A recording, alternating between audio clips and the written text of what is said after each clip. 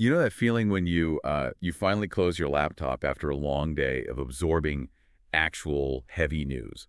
Like you've been reading about political drama or market fluctuations, climate reports. Right. Oh, the heavy stuff. Exactly, the heavy stuff. And you just want a brief, mindless escape. So you open up a social feed and you're expecting to see, traditional sitcom clips or maybe a friend's travel vlog. But that is not what you get. No. Instead, you are immediately confronted with like a TikTok of a golden retriever hitting the gritty. And then that's followed by clips from an AI-generated reality show called Fruit Love Island. Yeah, Fruit Love Island. It doesn't even feel like entertainment. It feels like this bizarre synthetic fever dream. You're just scrolling through this endless landscape of mathematically generated filler that is weird, slightly unsettling, and literally everywhere. It's completely pervasive. I mean, it's fundamentally rewiring the architecture of the internet as we know it today. Yeah. The sheer volume of this synthetic content has, well, it's reached a tipping point where it is no longer just a fringe novelty. Right. We're watching this real-time shift in how human culture is being recorded, distributed, and ultimately consumed by the general public. Which is exactly our mission for this deep dive. We are unpacking a phenomenon that has completely overwhelmed our digital lives. We're going to break down what this digital dross actually is, the hidden mechanics of how it hijacks your attention, and why it poses a much deeper cultural hazard than just being, annoying internet filler. Because it is much more than that. Way more. And to give you a sense of the scale we are dealing with here, Merriam-Webster just made a massive announcement. They officially crowned a new word to describe this exact phenomenon, naming it their official word of the year for 2025. And that word is slop. Slop. Yeah, slop. It is a deeply visceral word, but it accurately captures the current digital reality. I mean, it's such a gross word. It is. No. But Merriam-Webster defines slop as digital content of low quality that is produced usually in quantity by means of artificial intelligence. Produced in quantity. Exactly. The inclusion of the phrase in quantity is the critical component there. This isn't about, a human artist using an AI tool to touch up a specific digital painting.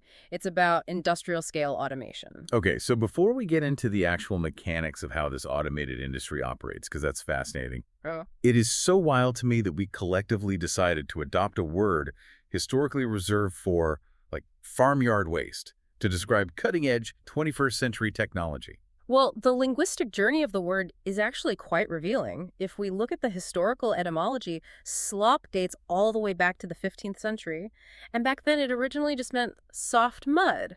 Wait, soft mud? That's actually a pretty benign origin. Very benign. But, language evolves alongside human industry. So by the 19th century, the definition had shifted to mean food waste fed to animals. There it is. The pig trough. Right. It took on this heavy connotation of something thoughtlessly discarded, like a chaotic mixture of whatever was left over just thrown into a trough for indiscriminate consumption. And the word essentially stayed dormant in that agricultural context until its sudden, massive revival around 2022. Which maps perfectly onto the rise of early generative AI on message boards like 4chan. Exactly. Because when those first public AI image generators hit the internet in 2022, they were incredibly raw. I mean, they were churning out pictures of people with melting, asymmetrical facial features, totally warped backgrounds. Hands with 7 or 8 twisting fingers. Yes, the many-fingered hands. It was horrifying. The visual output was genuinely disturbing. And the users on those tech platforms found themselves really lacking the vocabulary to adequately describe what they were looking at. Right. What do you even call that? Exactly. And early attempts at categorization leaned toward very clinical academic phrasing. Like people tried using terms like AI pollution. See, AI pollution sounds like the title of a regulatory white paper. It doesn't capture the sheer, unfiltered grossness of a melting, 8-fingered humanoid. No, it completely failed to capture the visceral reaction of the user. Because AI pollution implies a byproduct of a functioning system. Right, like smog from a factory. Precisely. But what these users were experiencing wasn't a byproduct. It was the product itself, and it was repulsive. So they needed a word that conveyed a sense of thoughtless, mechanical regurgitation. And slop fit that requirement flawlessly. It really did. It wasn't just a descriptor. It was a blunt, angry rebellion against the machine. Okay, let's unpack this for a second, because there is a brilliant historical parallel here with the 1990s internet. Oh, the spam analogy. Yes. The British computer programmer, Simon Willison, He wrote a blog post in May 2024 arguing that the internet desperately needed an unappetizing word to fight this automated filler. And he drew a direct line to how early internet users adopted the word spam. The historical resonance of that analogy is incredibly strong. Because back in the 90s, unsolicited junk email was this novel, overwhelming crisis. And if the tech community had just resigned themselves to calling it, like, unsolicited commercial email, the general public would have likely accepted it as novel business practice. Exactly. Instead, they called it spam, bearing the name of a canned, gelatinous, mass-produced meat product. It framed the technology as disgusting and undesirable. Willison recognized that we had to do the exact same thing with AI filler. Like, sometimes the absolute best defense against invasive tech isn't a firewall, it's just good old-fashioned name-calling. It devalues the product instantly. That's spot on, Yeah. because naming a problem dictates how a society responds to it. Willison understood that language shapes our reality, and by labeling this output as slop, we strip away the mystical sci-fi aura of artificial intelligence and reveal it for what it actually is. Cheap automated filler. Cheap automated filler, and by the end of 2024, the term has saturated mainstream headlines. But the technology evolved, right?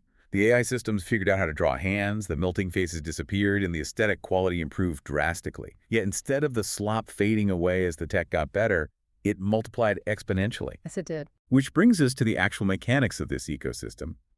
If the aesthetic is no longer explicitly gross, why are people compelled to generate thousands of these images and videos every single day? Well, the driving force behind this massive proliferation comes down to the underlying architecture of social media algorithms. Okay. The creators of slop aren't usually trying to execute a complex phishing scam, and they rarely have an actual physical product to sell you. The entire financial model is built on capturing your attention for a fraction of a second. A fraction of a second. That is the only currency that matters in this specific ecosystem. So it's a sheer numbers game. If an account pumps out 1,000 bizarre videos, they just need you to pause your scrolling thumb for a microsecond. Yes, that microsecond of hesitation triggers what platforms call a dwell time metric. Dwell time metric. Okay. And the algorithm doesn't know why you stopped scrolling. It doesn't know if you stopped because you appreciated the art or because you were utterly baffled by a video of a golden retriever dancing. Right. Can't read your mind. It just sees you paused. Exactly. It only registers that your screen remains static on that specific post, which counts as engagement. High engagement tells the platform to serve that content to more users, and critically, it allows the host platform to serve an ad alongside it. And then the creator of the slop gets a cut of that ad revenue. Precisely. The content is optimized strictly to trigger algorithmic engagement, entirely bypassing human enrichment. And the bizarre manifestations of this engagement hacking are genuinely staggering once you see the mechanics behind them. Like on Facebook, you have these zombie accounts generating an aesthetic that users have dubbed Shrimp Jesus. Shrimp Jesus. Which is exactly what it sounds like. It's these AI-generated mashups of religious iconography seamlessly blended with giant crustaceans. And the Shrimp Jesus phenomenon perfectly illustrates how these systems exploit specific demographics. The AI is combining elements that historically generate high engagement among older, highly active Facebook users, namely religious imagery, with something so visually absurd that it forces a double take. And there's that dwell time trigger again. Exactly. It's a mathematically calculated optical illusion designed just to farm clicks. It's so cynical. Yeah. And this mechanical harvesting extends far beyond weird visuals on social media. It is deeply infiltrating audio and text, too. Like a perfect example is the Spotify royalty heist. Oh, yes. That was a major revelation. Users recently uncovered a completely fabricated band operating under the name The Velvet Sundown. The Spotify ecosystem is particularly vulnerable to this kind of automated extraction. Because the mechanics of it are wild. Right. So the Velvet Sundown had an entirely AI-generated backstory, fake member profiles, and dozens of machine-made tracks. Right. And the creators slipped these bland, inoffensive tracks into massive, passive ambient playlists. Things like chill study beats or focus sounds. Playlists people use for background noise. Exactly. Listeners put these playlists on in the background and never actively skip the songs. Because Spotify operates on a pro-rata royalty model where all subscription money goes into one big pot and is divided by total streams, every time a user passively listens to the Velvet Sundown, a fraction of a cent is literally siphoned away from the pool meant for actual human musicians. It is a zero-sum game. The automated slop is actively extracting financial resources from genuine artists. Which is incredibly depressing. It is. And we see an equally destructive pattern in text-based mediums, where the fundamental trust required for human knowledge is being attacked. Right. Respected literary publications like Clark's World, which publishes science fiction, and ARC4, the scholarly research repository, have actually had to halt submissions entirely. Wait, entirely? Just pause everything. Entirely. They were physically incapable of sorting through the daily flood of AI-generated stories and research papers. Boy, and the academic side of that is terrifying because the AI is generating something called hallucinated citations. Yes. Hallucinated citations are perhaps the most insidious element of text-based slop. How so?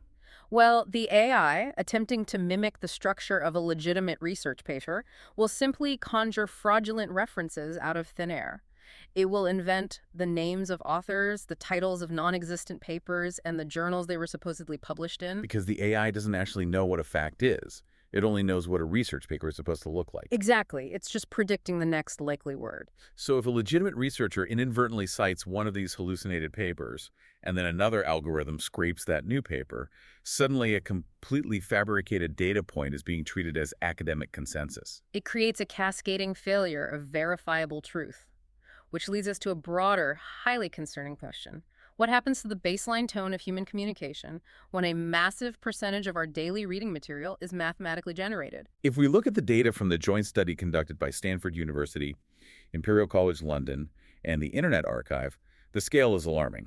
They found that roughly 35% of all new websites being created right now are AI-generated or heavily AI-assisted. 35%, that's over a third of the internet. If over a third of the internet is automated, that's going to inevitably drown out human voices. So is this just driving a massive spike in aggressive misinformation, like fake news? Well, while misinformation is absolutely a persistent threat, the Stanford study identified a much more subtle, pervasive danger. Okay, what did they find? They found that the sheer volume of automated text is blanketing the internet in an uncanny, overly saccharine tone. The AI systems are programmed to be relentlessly helpful, non-confrontational, and aggressively bland. Right, they're stripped of any colloquialisms or regional slang or complex, challenging syntax. Yes. The researchers quantified this by measuring what they call semantic similarity. They discovered that AI-generated websites score 33% higher for semantic similarity compared to human-written sites. 33%. It's massive. The mathematical algorithms naturally regress to the mean of language. They actively avoid the friction of unique perspectives, resulting in a digital landscape that is literally becoming less diverse in its ideas and its expression. Wow. It is a slow, quiet erosion of distinct human voices, replaced by a sanitized, homogenized average. That flattening of culture is mathematically proven. And it makes total sense why the slang of slop has completely breached the digital firewall and entered the physical world. Oh, absolutely. It's not just an internet term anymore. Right. People recognize that this homogenized, frictionless feeling isn't just trapped in our phones anymore. It is bleeding into reality. The term has become a universal suffix for any lazy, mass-produced experience designed for efficiency rather than enrichment. Because the underlying business model has transcended the internet. You see this constantly in entertainment now. Like, audiences and critics in Hollywood are routinely complaining about script slop. Script slop. They're talking about generic, checklist-driven dialogue, clogging up modern movies and video games. These are narratives that feel less like the product of a writer's genuine artistic vision and more like a spreadsheet designed to hit 4 different demographic quadrants simultaneously. It is the prioritization of algorithmic trend chasing over authentic storytelling. The goal is to offend no one and engage everyone just enough to secure a return on investment. Which mirrors the exact mechanics of a social media dwell time metric. Exactly. It's the same core philosophy. And it gets even more tangible than Hollywood scripts. Like, tired cubicle workers have started mocking corporate fast casual lunch spots, the assembly line salad places like Sweetgreen and Kava, by referring to them as slop bowls. Slop bowls, that's a perfect application of the term. It is the exact same metaphor operating in physical space. Much like the agricultural waste fed to livestock or the semantic similarity of an AI blog post, these mechanically scooped lunches are viewed as low-effort fuel. It's an optimized slurry served up carelessly to a captive audience of office workers who just need caloric efficiency to get back to their desks. The connective tissue between a social media feed, a a blockbuster movie script, and a corporate lunch bowl is actually profound when you look at it that way. In all three instances, the friction and nuance of a genuine human experience have been sanded down to provide sanitized, mass-produced filler. Now, it's easy to mock a sad corporate salad or complain about a generic sci-fi movie. Those are annoyances. Right, minor annoyances. But when this same automated flattening is applied to historical records and real-time global events, it stops being a minor annoyance and becomes an active hazard. There is a severe cultural threat when slop starts silently replacing actual reality. And this is the threshold where the phenomenon shifts from digital brain rot into a genuine crisis of epistemology, basically, how we know what we know. We are currently watching history not just get rewritten, but actively re-illustrated by algorithms. The historical deepfakes are incredibly disorienting. They really are. The source material highlights these high-definition historical photos that are currently circulating online. You will see images of everyday city life before the invention of modern technology, or seemingly candid shots of New York's Wall Street in the 1990s. And they look so real. They do, because generative AI has mastered lighting, film grain, and depth of field. These images offer a crisp, nostalgic glimpse into a past that we supposedly couldn't capture with such high fidelity. They prey on our desire for nostalgia. But when you actually zoom in, the illusion shatters. Like you'll notice a modern LED street lamp in a photo supposedly taken in the 1800s. Or a smartphone in the crowd. Exactly. Or you'll spot a sleek brand new MacBook sitting on a cluttered desk in a picture explicitly dated to 1994. Those visual artifacts are the only tells. And if a user isn't paying meticulous attention, they simply absorb the image as historical fact.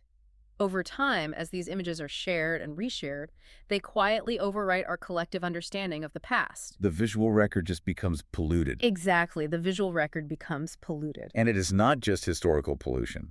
It is happening in real time, during moments of acute crisis where factual information is literally a matter of public safety. The article brings up the deeply concerning example from the aftermath of Hurricane Helene. The Hurricane Helene incident perfectly encapsulates the real-world mechanics of this threat. During the disaster response, a hyper-realistic image went viral across major social platforms. It depicted a little girl wearing a life jacket, clutching a puppy while sitting in a flooded rescue boat. I mean, it is an image engineered in a mathematical lab to bypass your rational brain and go straight for your emotional center. Absolutely. A child in danger, a helpless animal, a catastrophic flood, it hits every single vulnerability we have. It was flawlessly designed to generate outrage and sympathy. However, every pixel of that image was entirely fabricated by generative AI. Every pixel. But the emotional resonance was so powerful that it completely overrode critical thinking. The image was widely shared, heavily cited by commentators, and injected directly into a very real, very serious national conversation as definitive proof of a botched disaster response. And, to be clear, we are not here to debate the logistics or the politics of the actual disaster response itself. No, of course not. The critical takeaway here is the media mechanism. A mathematically generated piece of fiction was seamlessly inserted into reality, and millions of people used it as foundational evidence to form their worldview. When our academic research is built on hallucinated citations, and when our historical archives are flooded with synthetic deepfakes, and when our documentary photography of real-time crises is swapped out for algorithmic emotional manipulation... Let's start falling apart. Exactly. Our collective grip on reality loosens significantly. Well, think about it like trying to find a genuine ancient artifact in a massive museum. But 35% of the exhibits are cheap, synthetic replicas. That's a great analogy. And those replicas get replaced with new, slightly different cheap replicas every single day. Yeah. Eventually, the sheer volume of fake exhibits just exhausts you. By crowding out genuine human voices and real photographic evidence with this sanitized slop, the system forces you to work twice as hard just to verify reality. But you have to expend immense energy. You do. You have to expend immense energy just to find real human creativity beneath all the automated clutter. And I think if we look at the entire trajectory of what we've discussed today, from the etymological roots of pig troughs to the dwell time metrics hacking our social feeds to the semantic flattening of our culture, the core takeaway is paramount. What's the ultimate takeaway for the listener? Knowledge and active critical thinking are our primary defenses against an ecosystem optimized to feed us automated slurry. We must actively recognize the mechanics of this system. In a digital world that pushes the smooth, saccharine, frictionless delivery of AI content, we have to purposefully seek out the friction of human nuance. I love that. We have to value the messy, complicated, verifiable realities of human perspective. We have to actively choose the human friction over the algorithmic convenience. Thank you so much for guiding us through this incredibly complex deep dive into the weird, wild world of slop. My pleasure. Thanks for having the conversation. But before we wrap up, I want to leave you, the listener, with one final slightly provocative thought to mull over on your own. We talked right at the beginning about how scrolling through this content feels like a synthetic fever dream, where the lighting is perfect, the grammar is perfectly sanitized, and the edges are entirely smoothed out. So if artificial intelligence is going to constantly scrub away our human nuances and imperfections to create this mathematically optimized slop, will typos, awkward pauses, and glaring logical flaws eventually become the ultimate, unfakeable proof that a piece of art or an article was actually created by a real, breathing human being? That's a fascinating thought. Right. Will we eventually look for mistakes as the ultimate hallmark of authenticity? Just something to think about the next time you spot a typo in an email. Until next time, keep your eyes open, verify what you see, and don't eat the slop.